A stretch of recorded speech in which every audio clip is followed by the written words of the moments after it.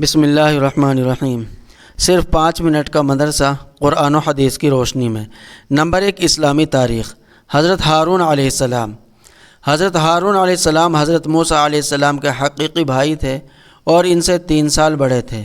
جس وقت اللہ تعالی نے حضرت موسیٰ علیہ السلام کو نبوت عطا کی اور حکم دیا کہ فرعون کے پاس جاؤ اور اسے دین حق کی دعوت دو، اس نے بڑا ظلم کر رکھا ہے، تو اسی وقت حضرت موسیٰ علیہ السلام نے حضرت ہارون علیہ السلام کی فصاحت و بلاغت اور قوت بیانی کو دیکھ کر ان کی نبوت کے لیے اللہ تعالی سے دعا فرمائی۔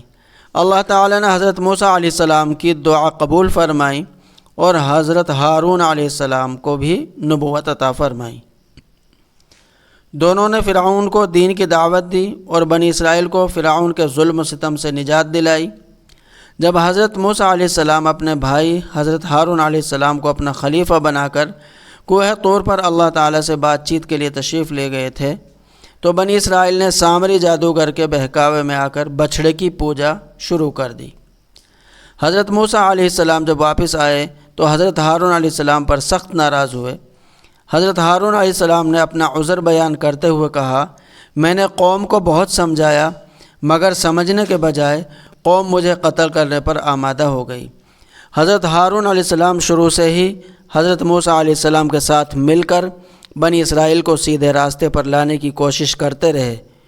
انہوں نے حضرت موسیٰ علیہ السلام سے 3 سال پہلے انتقال فرمایا۔ نمبر 2، حضور صلی اللہ علیہ وسلم کا معجزہ۔ جنگ بدر میں فرشتوں کی شرکت۔ جنگ بدر کے دن ایک انصاری صحابی ایک مشرک کے پیچھے دوڑ رہے تھے۔ اچانک اس انصاری نے کوڑے مارنے کی آواز سنی اور ایک گھوڑ سوار کی آواز بھی سنی۔ وہ کہہ رہا تھا آگے بڑھو۔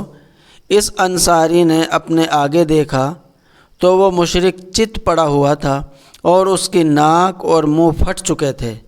اس انصاری صحابی نے رسول اللہ صلی اللہ علیہ وسلم کو یہ واقعہ بیان کیا تو آپ صلی اللہ علیہ وسلم نے فرمایا، تم نے سچ کہا، وہ تیسرے آسمان کا فرشتہ تھا جو ہماری مدد کے لیے آیا تھا۔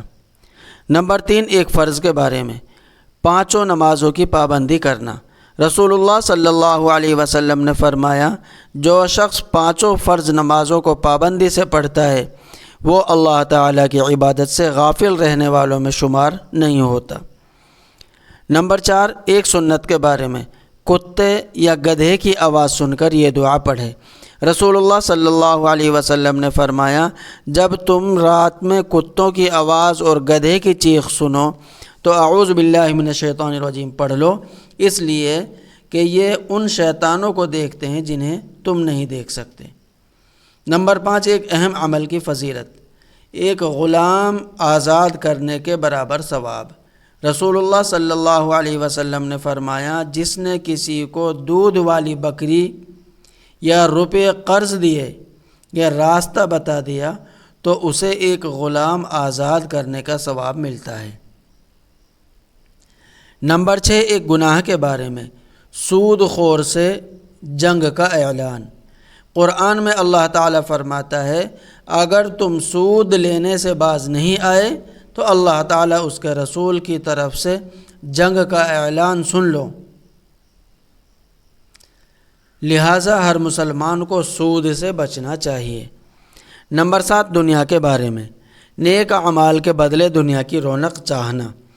قرآن میں اللہ تعالیٰ فرماتا ہے، جو شخص اپنے نیک اعمال کے بدلے دنیاوی زندگی اور اس کی رونق چاہے گا تو ہم ان لوگوں کو ان کے اعمال کا بدلہ دنیا ہی میں دے دیں گے اور ان کے لیے دنیا میں کوئی کمی نہیں ہوگی۔ یہی لوگ ہیں جن کے لیے آخرت میں صرف اور صرف جہنم ہے اور انہوں نے جو کچھ دنیا میں کیا تھا وہ سب آخرت میں بیکار ثابت ہوگا۔ نمبر 8، آخرت کے بارے میں۔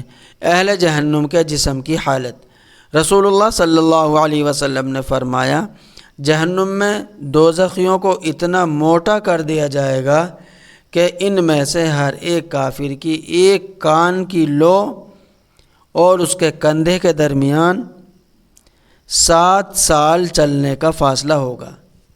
اس کے چمڑے کی موٹائی 70 ہاتھ کے برابر ہوگی اور اس کی ایک ڈاڑھ احد پہاڑ کے برابر ہوگی۔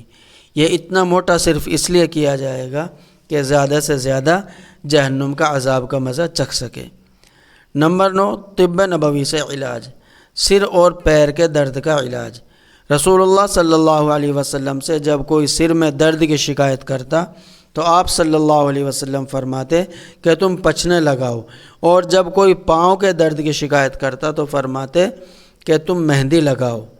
نمبر 10، نبی صلی اللہ علیہ وسلم کی نصیحت۔ رسول اللہ صلی اللہ علیہ وسلم نے فرمایا، تم قیامت کے دن اپنے اور اپنے باپ دادا کے نام سے پکارے جاؤ گے، اس لیے نام اچھے رکھا کرو۔ اللہ تعالی عمل کرنے کی توفیق عطا فرمائے۔ آمین۔